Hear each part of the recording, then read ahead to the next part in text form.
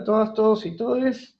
Estén donde estén, esperamos que estén bien. Vamos a comenzar hoy con una nueva clase, con un nuevo módulo del curso de diseños cualitativos de la investigación. En el caso de hoy vamos a empezar un ciclo de actividades vinculadas a lo que llamamos el proceso de diseño de investigación social cualitativa. Entonces, para este ciclo, para este módulo,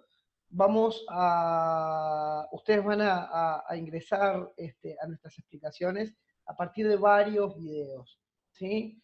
Hoy vamos a ver algunos elementos fundamentales a la hora de tomar decisiones, es decir, de elaborar un diseño y una propuesta a nivel de la investigación social cualitativa.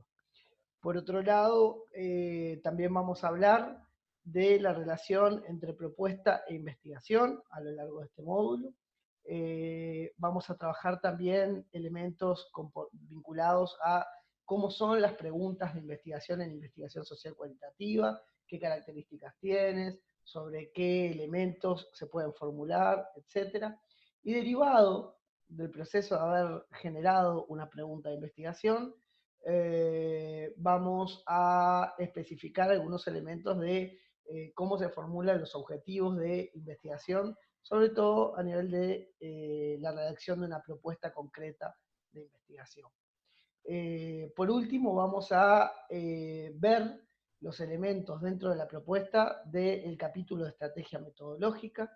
Dentro de eso también vamos a ver tipos de muestreo, entre otras cuestiones, para dar lugar después sí a una serie de clases sobre tipos de diseños o métodos en investigación cualitativa.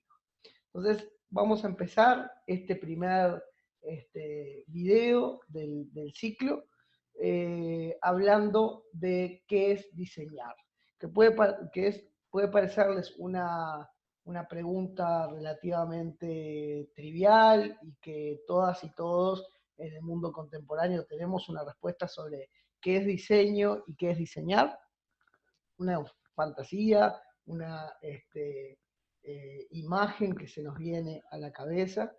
Y en primer lugar, lo que me parecía interesante es remitir que la idea de diseño, en tanto que tarea intelectual, tal vez se la debamos al siglo XX.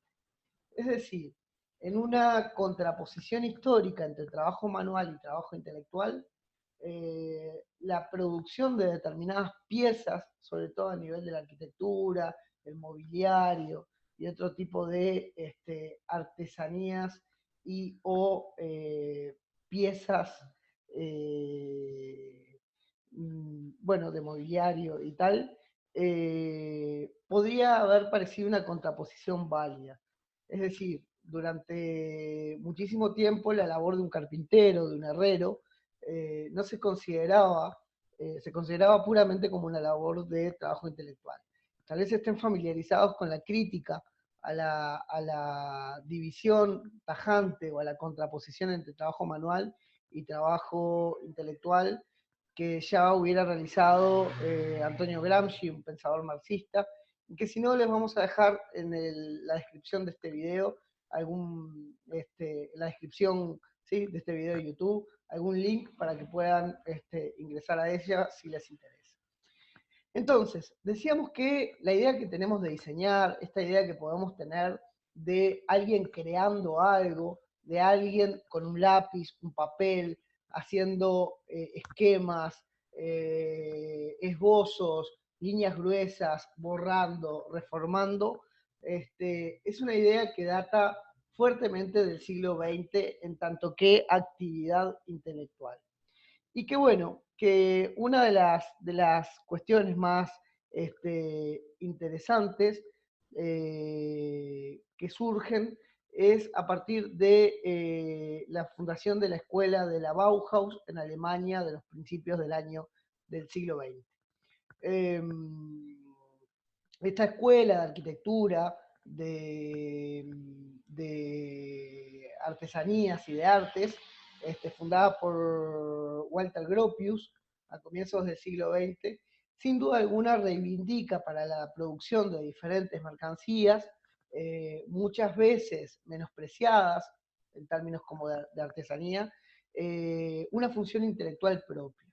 El diseño de una silla ya no solamente se trata de armar algo que sirva para sentarse, aunque la función en la lógica de la Bauhaus debe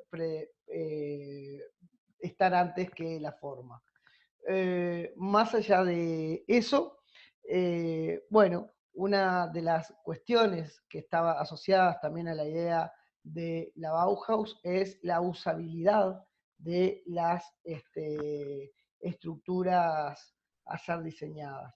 Es decir, el diseño de alguna manera a partir de esta escuela arquitectónica, artística y artesanal, se va a poder definir como un trabajo intelectual orientado a optimizar el uso de algo. Esa puede ser una primera definición contemporánea, moderna, de lo que significa diseñar. Entonces, pensemos juntas y juntos.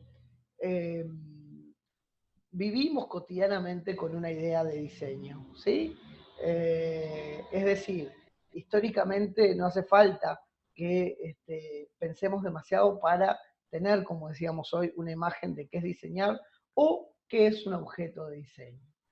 Y si bien la funcionalización de algo es muy importante en el concepto de diseño, también es importante decir que diseñar es un acto racional, pero donde la creatividad también está fuertemente implicada. Aquí tenemos 4 ejemplos, ¿sí?, de lo que podríamos considerar grandes piezas del diseño moderno. Por un lado, un perfume, l'Odyssey, del diseñador japonés Issey Miyake. Por el otro lado, 2 sillas icónicas en el diseño mobiliario del siglo XX, las sillas Barcelonas, del diseñador Mies van der Rohe. En el ángulo inferior izquierdo tenemos una pieza del ingeniero artiguense Eladio Dieste, una pieza arquitectónica, la iglesia de Cristo Obrero, que se ubica en el departamento de Canelones, más específicamente en la ciudad de Atlántida.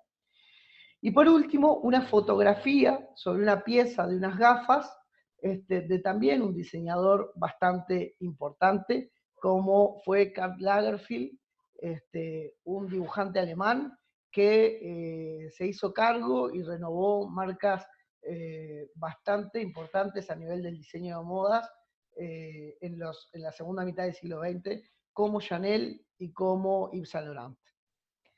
Entonces, ¿por qué, por ejemplo, propongo que l'Odyssey es un objeto de diseño? Más allá del valor de su precio, que a veces nos hace llorar un poco, yo entiendo que este perfume es tal vez uno de los perfumes, la industria de la perfumería es una industria absolutamente creativa. Pero este perfume a mí me gusta mucho porque tiene una particularidad. Si pensamos en el agua y pensamos en lo que nos enseñan sobre lo que es el agua en la escuela, recordarán tal vez 3 propiedades, que era incolora, inodora e insípida. Es decir, que no tenía color, que no tenía olor y que no tenía sabor.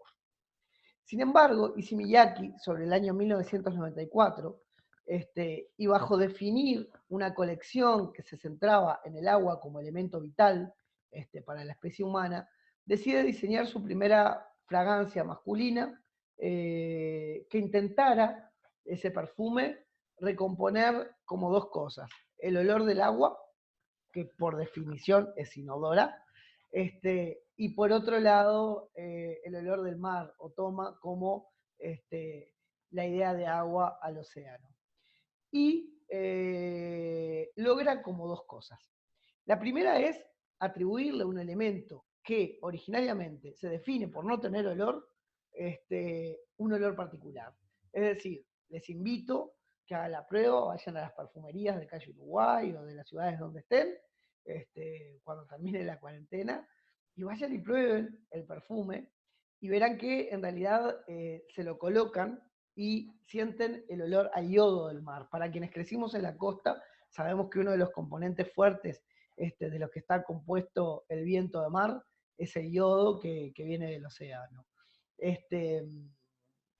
Miyake logra hacer eso, lo cual no es sencillo, porque si partimos de la base de que en realidad la definición propia del agua, ¿sí? Es esto de ser incolora, inodora e insípida, ¿sí? Proponerse, elaborar un perfume sobre la idea de que el agua es un elemento esencial y por ende producir una fragancia, en este caso masculina, aunque hay otras posteriores también femeninas, con la idea de que reproduzca el olor al agua, ¿no? O que capture la esencia del agua como elemento químico y natural en nuestros biomas, es una decisión súper atrevida. La idea del diseño justamente está, entonces, en este perfume, en el conjunto de procesos de investigación, de toma de decisiones, sobre las cuales Miyake se va apoyando junto con su staff de perfumistas para lograr su objetivo, que era absolutamente paradójico: armar un perfume que tuviese olor a agua. Y que quédense tranquilos que si lo prueban, lejos de ser algo insípido, es absolutamente inodoro, es una fragancia potente, pero también es fresca, ¿sí? Y corta, que este es como el segundo elemento bastante interesante de la propuesta de Miyake, que en sí les invito, si quieren, que investiguen la obra de Issey Miyake, como para nutrirse de creatividad.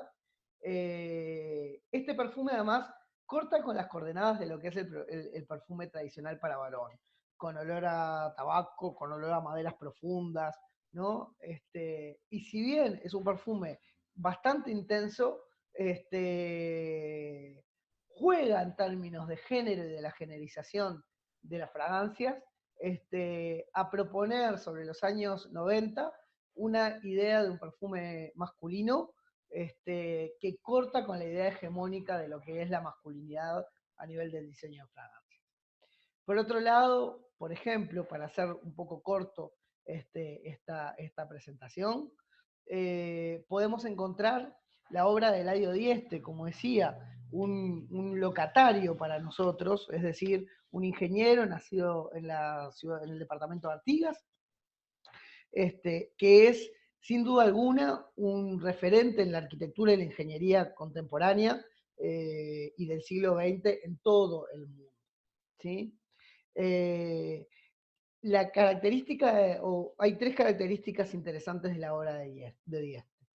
La primera es crear estructuras, muchas veces grandes superficies.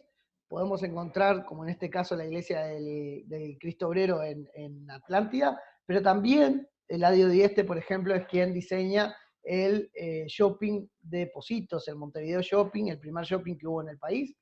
Es decir, la primera cuestión, y que algunas entrevistas y elementos de investigación biográfica traen, es que su preocupación era generar arquitecturas que pudieran reunir gente y reunirlas en mucho número. En ese sentido, entonces, las obras arquitectónicas de Diestes generan espacios internos sumamente amplios. Otra de las particularidades, y vinculado a esta anterior de la obra de Dieste, es que es de alguna manera uno de los principales exploradores de estructuras autoportantes o elementos que precipitan luego el concepto de estructura autoportante o generaliza. Es decir, la obra de Dieste, en realidad, muchas veces tiene formas redondeadas, que permite, a ver, una obra de Dieste que nosotros conocemos, el Salto, tenemos varias. El control de ómnibus viejo, la terminal vieja de ómnibus,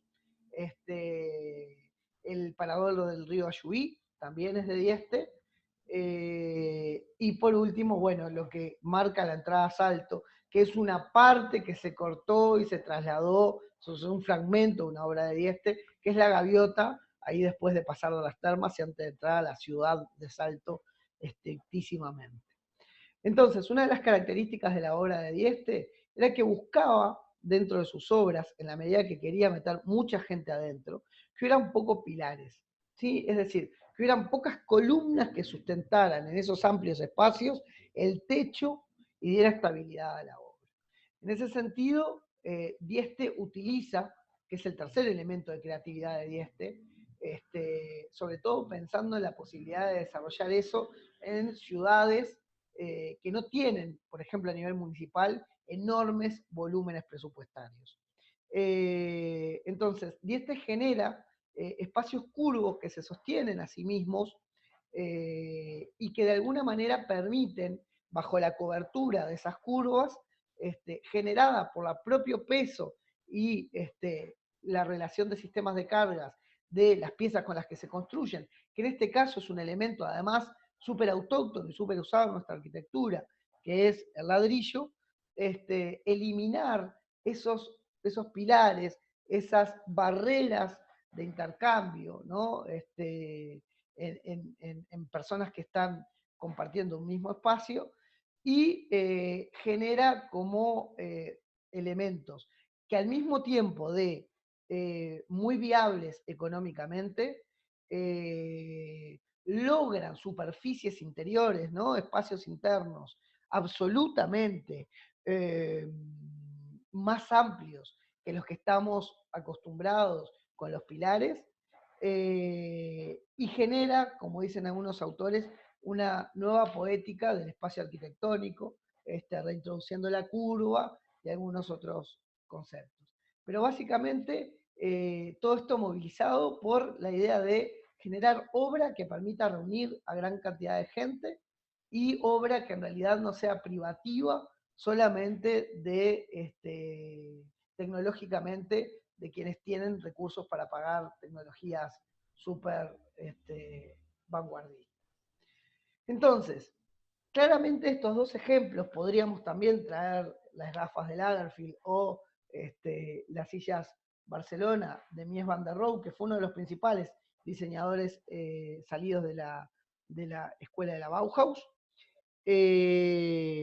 Tanto el perfume de Miyake como las piezas de Dieste, las obras arquitectónicas de Dieste, tienen un elemento que me parece que es importante y es que salen de lo común. Es decir, ¿por qué sabemos que es un objeto de diseño? ¿Por qué entendemos que acá hay diseño?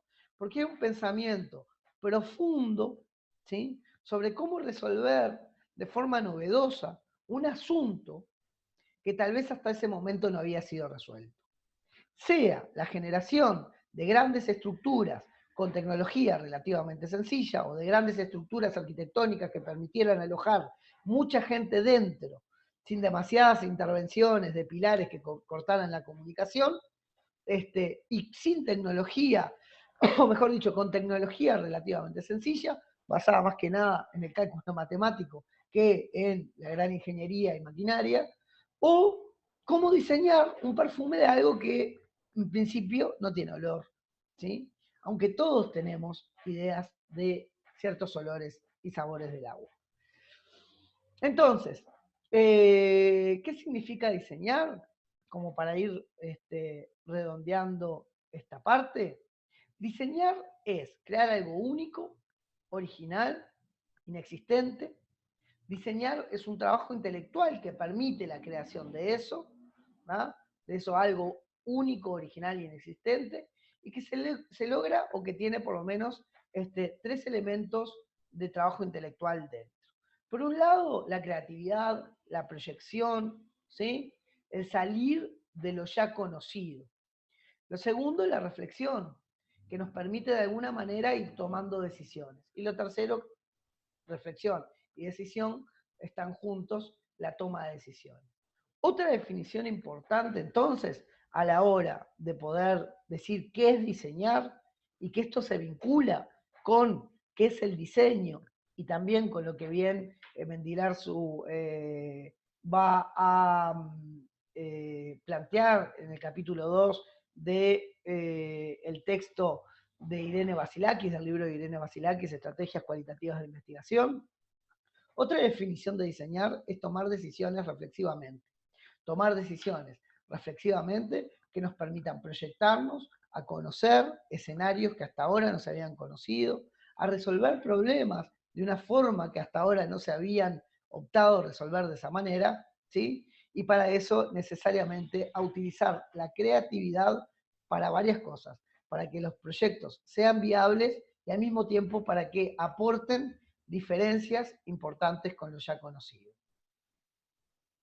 Entonces, a lo largo de estas primeras videos, vamos a partir de la idea de que diseñar es un proceso, es un trabajo intelectual que surge de una idea, que supone la reflexión y la diagramación y rediagramación de esa idea, que supone, por ende, entonces, tomar decisiones, ¿sí? Las cuales no solamente tienen que ver con la producción de un documento, sino que van a extenderse a lo largo de todo el proceso de investigación, en investigación cualitativa, y va a suponer también organizar los pasos a seguir para lograr, en el caso de nosotros, un conocimiento novedoso sobre la realidad social.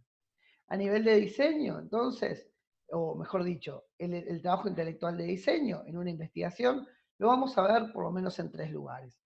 A nivel de documentos, en la redacción de una propuesta de investigación, es decir, un esquema con ideas, con capítulos que suelen ser relativamente fijos y que solemos presentar a agencias de financiación para que nos aprueben o no nos aprueben un monto de dinero para hacer esa investigación y conocer una parcela de la realidad que entendemos que es importante conocer. Y luego del proceso de investigación, del trabajo de campo, en la redacción de artículos científicos o tesis o productos escritos o no escritos solamente de conocimientos, donde también la reflexión respecto de qué datos ponemos, qué datos no ponemos en espacios limitados va a ser importante y es parte también del proceso de investigación. En este sentido, me interesa decirles que cuando pensamos los procesos de investigación no terminan en el trabajo de campo, sino que terminan en el acto de publicar los resultados de esos proyectos emprendidos. Entonces, para sintetizar, hablamos de diseño como un tipo de trabajo intelectual que supone el pasaje de un conjunto de ideas a una propuesta, ¿sí? Viable de organización del trabajo técnico y metodológico que nos va a permitir conocer una parcela de la realidad. Por ahora es todo y bueno, los veo en el próximo video. Bien, en el video anterior estuvimos viendo entonces un poco el concepto de diseño como aquel proceso reflexivo, aquel trabajo intelectual que el investigador hace, ¿no? O que cualquiera, pero también nosotros quienes investigamos hacemos, en torno a tomar decisiones vinculadas a la investigación, tanto previas al trabajo de campo como en el trabajo de campo y posteriores, como decíamos, por ejemplo, en la escritura de un informe, de un artículo, de una tesis. Vamos a ver ahora las particularidades de diseño, ya en un sentido más estricto, ¿sí? Del diseño de investigación cualitativa, que esta modalidad de investigación supone. Es decir, qué tipo de decisiones y qué tipo de contextos de decisión supone la investigación cualitativa. Y en ese sentido, una de las cosas que hemos visto a lo largo de varias versiones del curso es que la idea de investigar que suelen traer los estudiantes de cursos anteriores está fuertemente vinculada a los modelos cuantitativos de investigación. Es decir, modelos donde el diseño, no me animo a decir que empieza y termina, pero está muy atado y es una parte muy importante, a la identificación de variables a correlacionar. Y luego, posteriormente, a extraer datos y conclusiones de esos datos. Pero bueno, básicamente a poder aislar, como se hace en investigación cuantitativa, las variables que intentaré correlacionar y ver si, como en el caso de los diseños experimentales, una hipótesis previa con la cual se arma la propuesta de investigación, en realidad se puede sostener o habría que relativamente desecharla. Es decir, si verifica o no verifica. Hay dos características importantes de la investigación cualitativa sobre la cual pienso ordenar este video y que no son compartidos con los diseños cuantitativos, es decir, dos características de la investigación cualitativa que no se comparten con los diseños cualitativos, que son el proceso inductivo propio de la investigación cualitativa y la ejecución de la investigación en entornos naturales. Cuando hablamos de las particularidades de los diseños cualitativos, y a partir de la lectura muy positiva que suelen hacer, también nos pasa que nos dan algunas características sobre las cuales a través de este video pretendo profundizar, así se entiende como el sentido de estos términos. Lo primero que plantean, y con razón, es que las preguntas de investigación a nivel cualitativo son diferentes a las preguntas de investigación de los diseños cuantitativos, ¿sí? Por ejemplo, en un diseño de tipo experimental que se analiza cuantitativamente, los diseños experimentales se analizan cuantitativamente, son un tipo de diseño cuantitativo, el que es con el que vamos a trabajar, porque es el que mayor contraste nos va a dar respecto de lo cualitativo. Las preguntas pueden ser, por ejemplo, si tal cosa causa tal otra. ¿Sí? Por ejemplo, un mito o un elemento que cuando yo era chico pasaba mucho.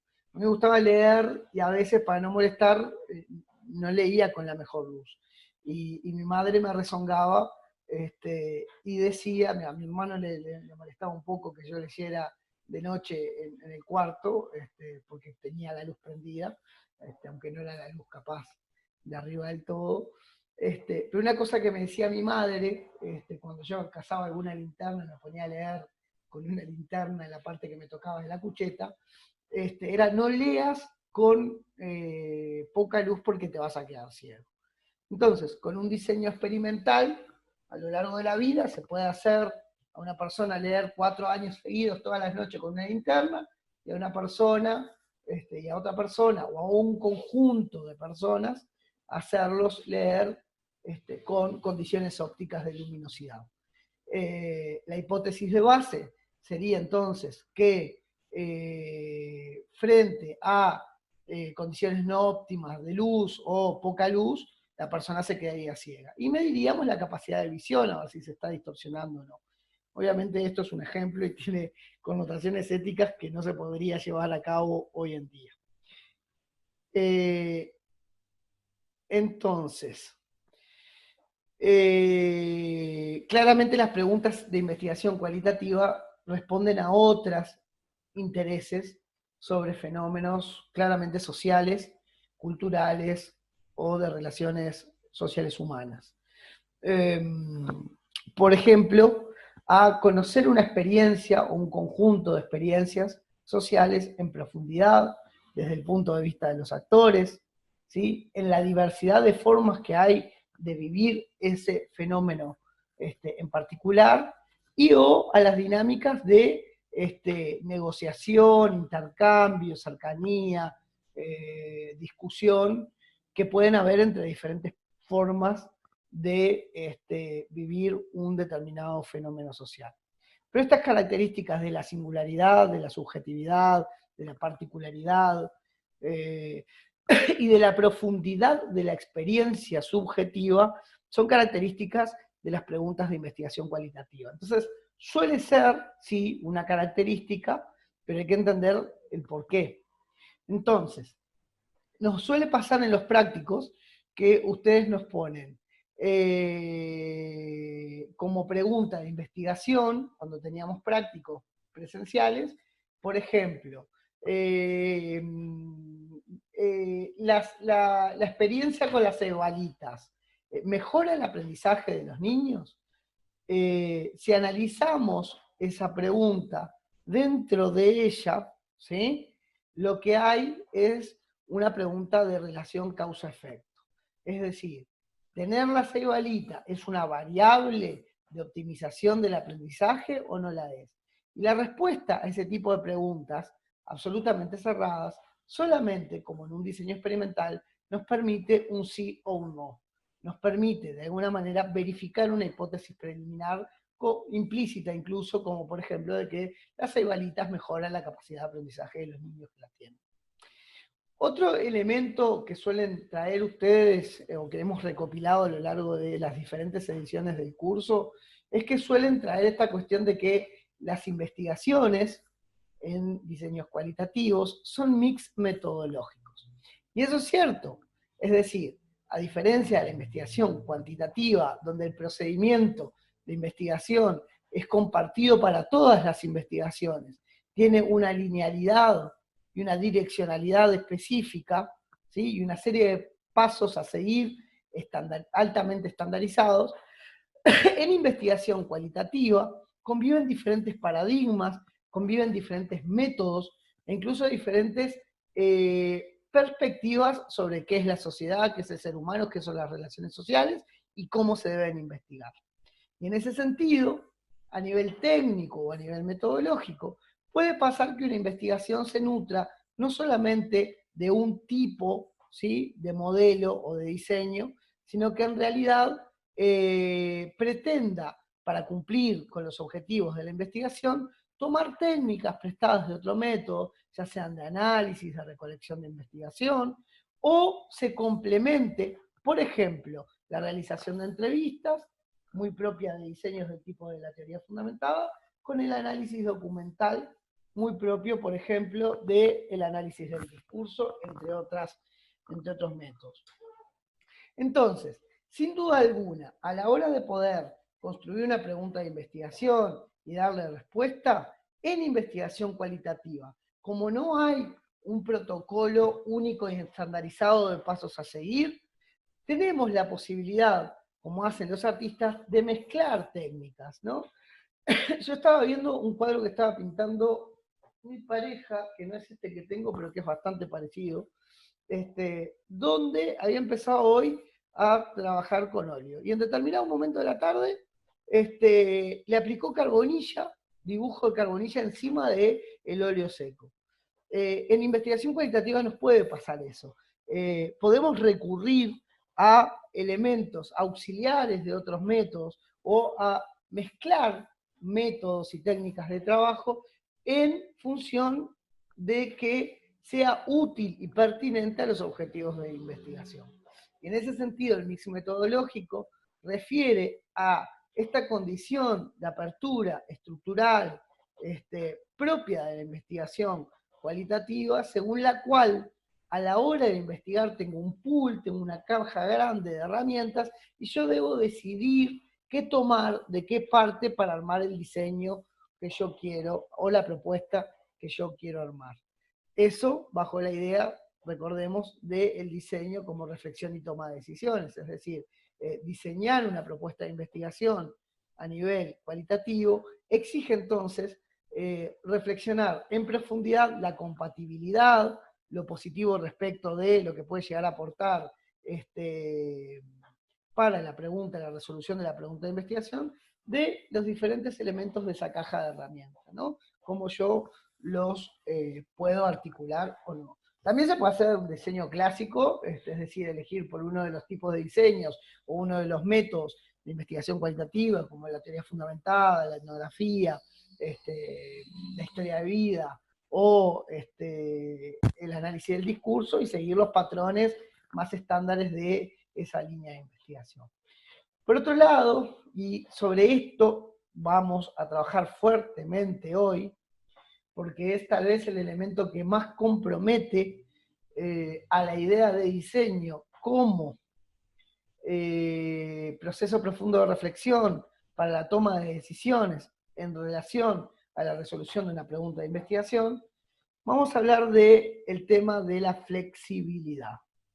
Una de las características a la hora de plantearnos en los parciales, en los exámenes, características de la investigación cualitativa, que es cierto y que están en la bibliografía que las remitimos, es que los diseños en investigación cualitativa son flexibles.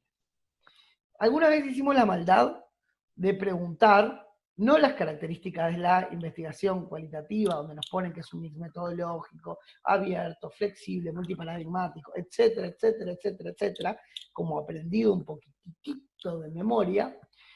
Hicimos la maldad de preguntarles, en vez de eso, preguntarles qué quiere decir que un diseño es flexible. No fue horrible. Porque muchas veces pasan dos cosas. O repetimos la idea de que son flexibles, o las ideas que tenemos de que los diseños de investigación cualitativa son flexibles, son un poco cuanto menos ingenuas. ¿Sí? Y se suele reducir equívocamente la idea de que la flexibilidad del diseño cualitativo radica en que en cualquier momento de la investigación pueda hacer cualquier cosa. Y si yo pudiera hacer cualquier cosa en cualquier momento, y eso igual da un producto de calidad y riguroso, no tendría por qué hablar de diseño en esta clase, entendiendo el diseño como la reflexión profunda sobre las decisiones que yo voy a tener que tomar para mantener la coherencia de la investigación. Entonces, sobre la flexibilidad,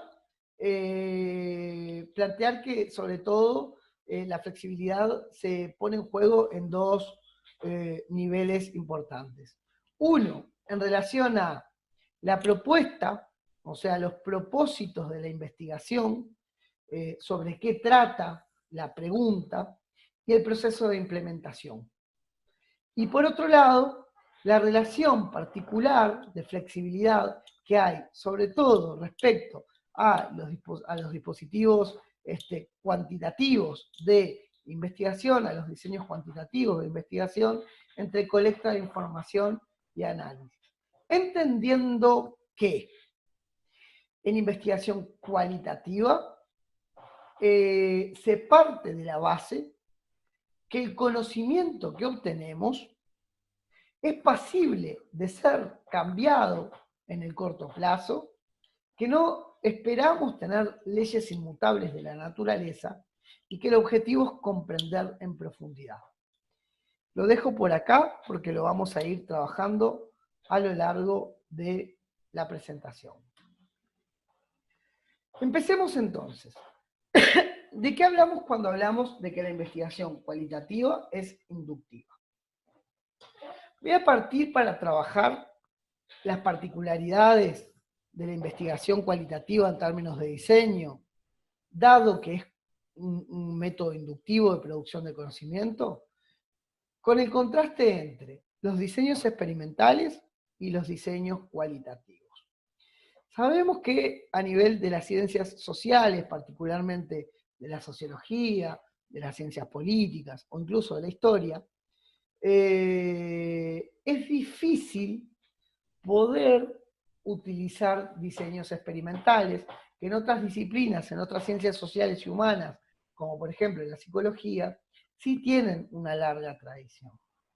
La característica principal de un diseño experimental es, la primera es que con los diseños experimentales surge la ciencia. La segunda es que en realidad están diseñados o fueron concebidos para analizar situaciones de la naturaleza, es decir, situaciones de objetos que están por fuera de la dinámica en la cual el sujeto investigador, al cual pertenece el sujeto investigador. Y que dentro de los procesos de investigación experimental, el análisis cuantitativo o estadístico de los datos obtenidos es un proceso por el cual se obtienen las conclusiones. Es decir, ¿qué quiero decir con esto? Marradi y Argenti Piovani, unos autores de metodología de la investigación de Argentina, plantean con claridad la diferenciación entre métodos cuantitativos experimentales y métodos cuantitativos no experimentales. Con el surgimiento de la sociología y de algunas otras ciencias, como también la economía, ciencias sociales como también la economía, vamos a ver que se empieza a hablar de métodos cualitativos, ¿sí? A secas, para hablar de procesos de producción de conocimiento que se generan a partir de medir relaciones entre variables con datos naturales. ¿A qué le llamamos datos naturales? A datos que no son pasibles de ser manipulados en términos de las variables que los constituyen. Es decir, por ejemplo, un típico diseño cuantitativo podría querer medir la relación que hay, como se hizo muchísimo en la sociología nacional durante la década de los finales de los 90, principios de los años 2000, la relación entre el nivel de alfabetización de la madre de un hogar y el desempeño académico de los hijos. Esto en la sociología de la educación de los años 90-2000 fue fundamental. De hecho, fue un elemento absolutamente importante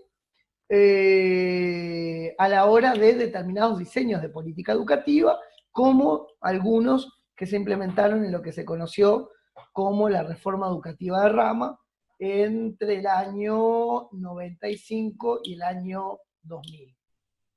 2000, 2005 también.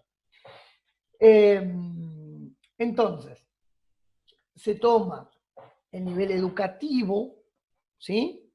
Se hace una encuesta, ¿sí? Un survey, que es como el modelo de instrumento básico de la investigación cualitativa sociológica no experimental. Entonces, se hace una encuesta y o se recaban datos ya elaborados, como por ejemplo un censo, y se ve qué relación existe o qué correlación existe entre el desempeño académico de diferentes niños de una cohorte generacional determinada, ¿sí? Hasta dónde llegaron en el nivel educativo, y el nivel de educación previa de la madre. Y allá se podrá encontrar que existe correlación, ¿sí? Por ejemplo, que a mayor nivel educativo de la madre, no me preguntan por qué era de la madre y no del padre, bueno, por una cuestión a veces de estabilidad en el hogar, etc. Los niños parecerían ser que también llegan a etapas más profundas de la educación que cuando tenemos niveles más bajos educativos en las madres, no estaría pasando. En ese caso, se puede decir, como no se hace un experimento y se la pone a estudiar a la madre y a pasar a más niveles educativos para ver si a partir de que la madre obtiene más logros educativos, también el niño va obteniendo más logros educativos, como no se manipulan las variables, como no se modifican, ¿sí? Se podrá obtener el resultado de que hay correlación entre esas variables o que no hay correlación entre esas variables. A diferencia de los métodos experimentales, entonces, o de los diseños experimentales, donde sí se manipulan variables, y ahora vamos a ver algún ejemplo, a diferencia entonces de los diseños experimentales, vamos a ver que esa correlación no necesariamente es causa. ¿Sí?